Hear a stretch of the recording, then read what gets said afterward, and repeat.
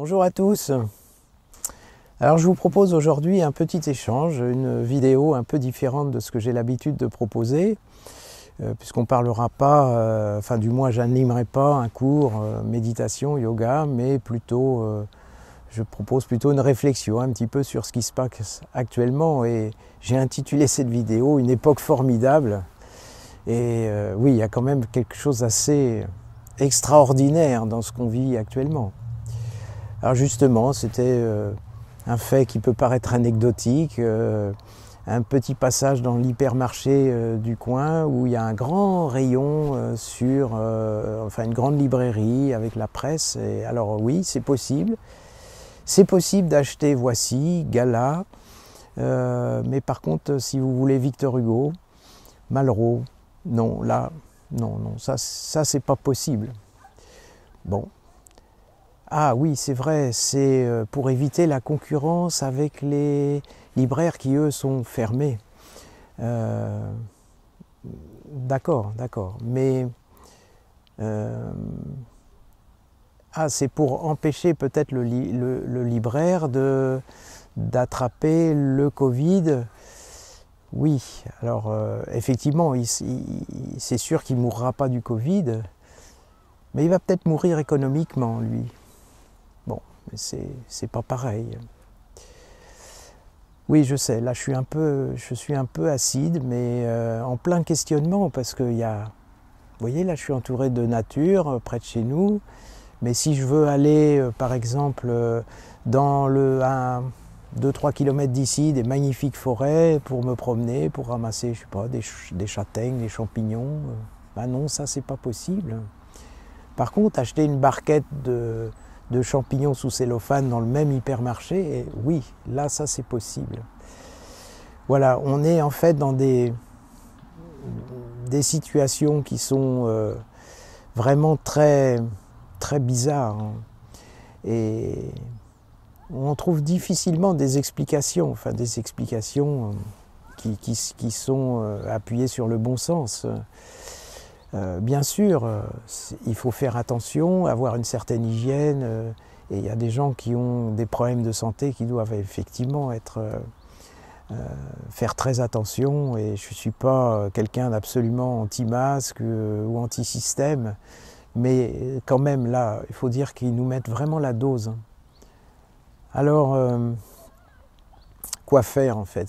Et c'est ça, je retourne le truc un peu dans tous les sens, parce que quand on voit des choses qui nous paraissent aberrantes, oui, alors on peut protester. D'ailleurs, je crois qu'on l'a pas mal fait hein, en fin d'année dernière, en fin 2019, mais j'ai pas l'impression quand même que ça a donné grand-chose. La protestation, on peut faire des défilés, on peut faire des manifs, on peut faire des choses comme ça, mais est-ce que ça donne vraiment quelque chose au final? J'ai pas l'impression.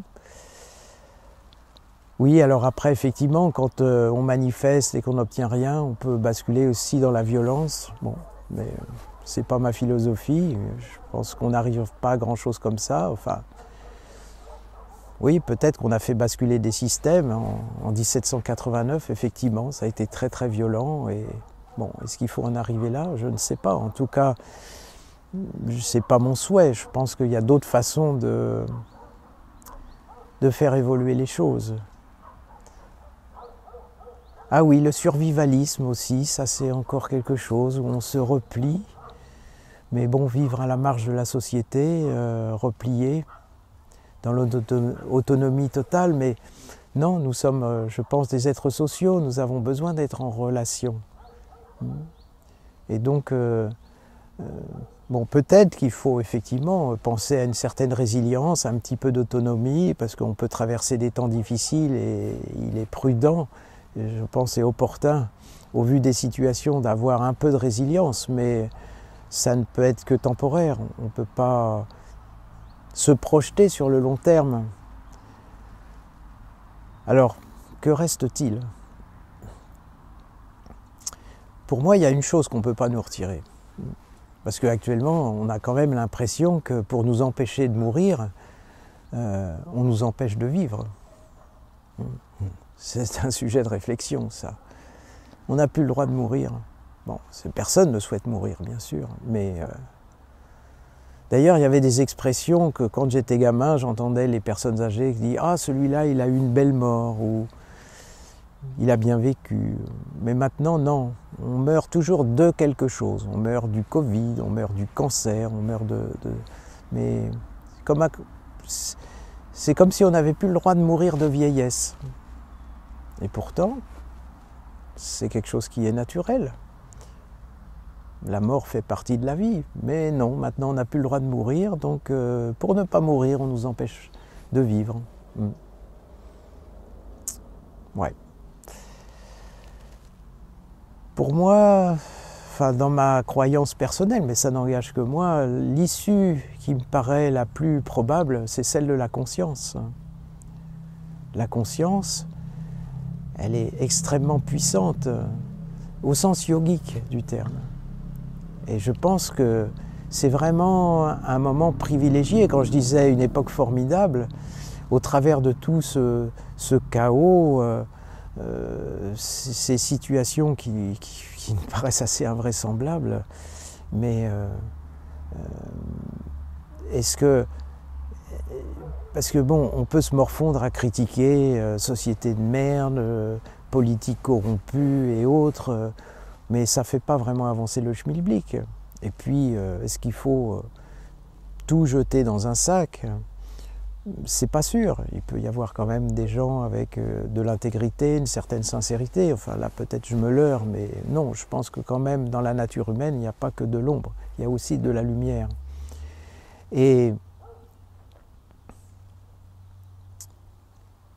Mais en tout cas, ce qui me semble évident aujourd'hui, c'est que si on arrivait à avoir une quantité de personnes suffisante, je parle vraiment en nombre, qui se connectent intérieurement.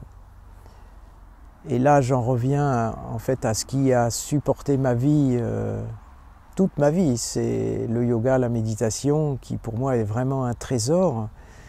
Parce que ça, on ne peut pas vous le retirer. Quand vous êtes connecté intérieurement, il n'y a pas de... l'extérieur, c'est comme si ça glisse, même si c'est un peu rugueux, c'est pas... Alors je vais peut-être heurter certains, parce que je comprends que quand on est très coincé dans la matérialité, cette ouverture vers la spiritualité est compliquée. Et c'est vrai, c'est là où la nature est quand même assez injuste. Enfin, c'est pas la nature qui est injuste, hein, la gestion faite par les hommes sur la nature qui est injuste. Mais quand on voit des personnes qui accumulent et amassent des fortunes, qui ne seront jamais capables d'ailleurs de dépenser, ni leurs enfants, ni leurs petits-enfants, et qu'à côté de ça, on voit des personnes qui, comme on dit communément, qui n'arrivent pas à joindre les deux bouts, c'est vrai que c'est très très injuste. Et puis ces personnes qui sont en difficulté, en précarité, eh bien, parler de spiritualité, effectivement, ça peut paraître décalé. Mais toutefois, je ne vois pas trop d'autres issues que celle de la conscience. La conscience, c'est-à-dire un travail personnel d'intériorisation pour retrouver la joie intérieure. Et d'ailleurs, il y a des grands hommes, je pense là à Nelson Mandela ou à Gandhi, qui sont des personnes qui ont eu des passages douloureux, qui ont été emprisonnés, et malgré tout, ils ont gardé cette flamme intérieure, et peut-être même justement au travers de ces épreuves, qu'ils ont pu se connecter intérieurement et faire grandir cette flamme, ce qui a donné leur grandeur.